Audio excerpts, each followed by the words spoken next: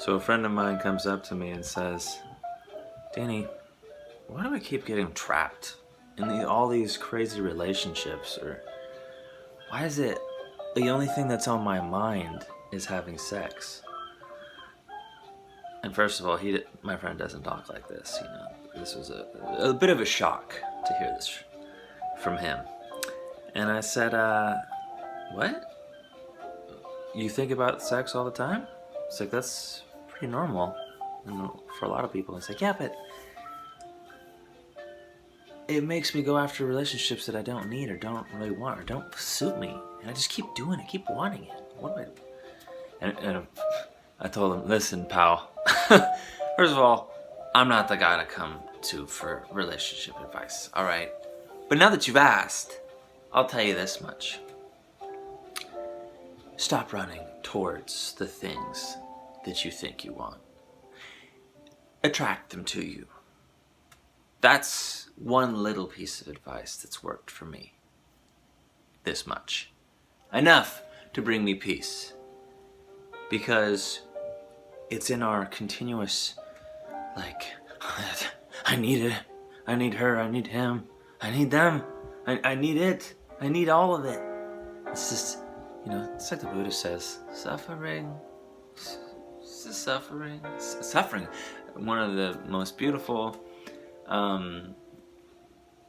stickers I ever saw was at Esalen Institute in Big Sur, and it just said, and it was just a picture of the Buddha, and it just said, he was just like, in repose, and it just said underneath, suffering sucks, and all these things that we think that we want, or that we think we're attracted to, and I had this conversation with my sister before, it's like, how are you gonna go looking, how are you gonna go attracting things if you're not in a state of peace, if you're not really feeling the power within you to be one with the universe and with yourself. If you're running around like a chicken with its head cut off, trying to bleed all over the other chickens just so you can be near them, that's really what it is in these relationships that we're surrounded by, that I need to feel a warm body next to me, and I think that's really what my friend was saying, is that feeling of closeness, that feeling of connection is so important that we would suffer endlessly throughout these relationships which don't really have a true connection, which don't really have a true purpose or meaning other than that physical connection. Other than that, and even that is better than just to have sex. Just as one of my mentors said, sex is a handshake now. People don't give a fuck about who they're laying down with. It doesn't matter so long as they get F, and then straight to the in and out. Bye. Yeah. Anything is better than laying in this bed with you now. Anything. Because I've gotten my rocks off. Whoop-de-doo, I'm out. Okay? That's where I think the consciousness is heading for so many people in the sexual realm. And my friend, who shall remain anonymous, said, after I told him this little piece of advice, in more or less the same frame that I'm giving now, well, that's great, Danny, but, we can't all focus on the spiritual, and we can't all, let loose like you can. And I get this a lot. It's like people tell me, like I'm some kind of, outlier completely to what's possible. It's like, Danny, not everybody can enjoy life as simply and easily as you. Not everybody enjoys just laying in the sun for 4 hours and jumping in the ocean. It's like, all right, okay, maybe that's true. Maybe, not everybody's cut from the same cloth, and I understand that and I accept that. However, the simplest things and the most beautiful things and the greatest things in life are not things. They're experiences. And as, Jordan Peterson says, life isn't about meaning.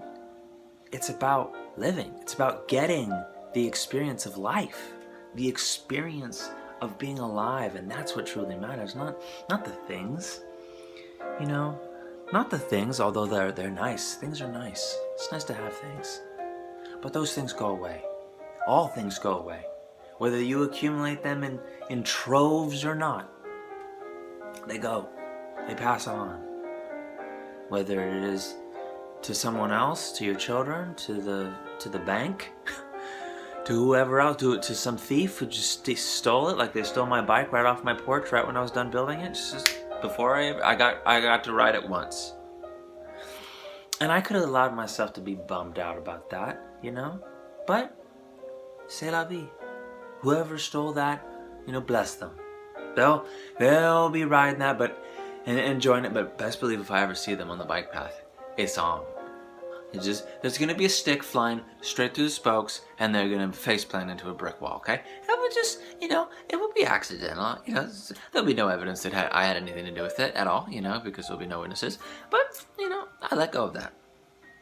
But some people, they can't let go, okay? And that is the true suffering. They can't let go of their past relationships, they can't let go of their past deeds, they can't let go of the past deeds done to them, they can't let go of the things that were given to them or denied to them by their parental units, by their parents, by the family. And so they're in a constant state of unhappiness, unfulfillment, by choice, for the most part. There are those whose brain chemistry prevents them from remaining calm, from seeing things from a different light, whether it is by accident or, far more likely, by chemical poisoning from the food system, from the medical system, from the industrial system, from the agricultural system, all the places in which toxins build up over time and are, in my understanding, purposely put out into the sphere. Why? Because, well, first of all, the simplest and most innocent of reasons to do such things is that it would be too expensive to pay for chemical cleanup, you know? We can't do that. That would destroy the company. That would end lives, careers, jobs, profit. What is a profit motive for evil? And people say that as if that's some kind of excuse. Oh, it's just greed. Oh yeah, you know, it's just mass murdered for a buck. As if that would be any more excusable than, yeah, they did it on purpose because they're a death cult. What's the difference? Those who worship money and worship things are in a death cult, whether you recognize that or not. So, and to tie all that back with relationships. Now think about this. People, and I say that with the most loving care, people, okay, they worship money. They worship Baal. They worship Mammon. And these are all ancient Mesopotamian gods, okay? But they worship the physical plane, and not in a good way where like they worship the sun or the moon or the waves or anything like that. No. They worship what they can get out of the land materially at the expense of others. Not in harmony, not in unity, in balance, as those cultures that worship nature and the balance of things. And they prevent those who would go against that order in any way they can, first with words, then with, you know, sticks, rocks, bows and arrows, fists, whatever it takes. So there's these two whole different mindsets. This land belongs to me, everything that's in the land belongs to me, and eventually your land is going to belong to me. And this goes back to sex as well. You know, this woman is with me, and many people operate like this. People that are non-monogamous, people that are polyamorous or whatever like that, they don't love themselves. And even the ones that do, they're at war with some part of themselves. You know, if you're with somebody, you're with them. All right, that's the person you want to be with. But Danny, if true love is 1 in a million, 1 in a billion nowadays, you can't expect people to remain true and faithful. Can't I though? Maybe it's all that Disney that you're watching that has you fucking flustered and makes you think things are a certain way, or Netflix or any of those other mind control operations where, but Disney told me, they weren't really going to be together, but they were to be together, but that was actually, the snake that did it all. And I'm rambling now, but you get the point, okay? My friend is not unique. We all have this in us.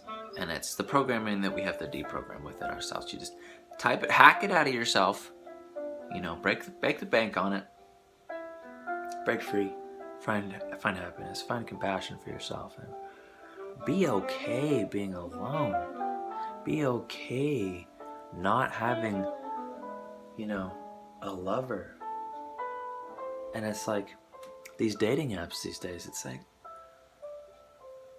the things that are written on them, the things that people do, and it's like, what's the most common thing that people do with dating apps? They start them and then they end them. That's the one thing. And it's not because they got a relationship, it's because they realized, what the fuck am I doing here? It's like I'm bearing my soul to all these people, half of which just want to get laid and then forget that you ever existed in their life? Is this my new system of value? I don't know. But I'll tell you one thing. Those of us who have it figured out, we're still struggling with it, If you have it figured out and you've completely fixed things in your own life, then, immediately, you're a guru. First of all, you're a saint.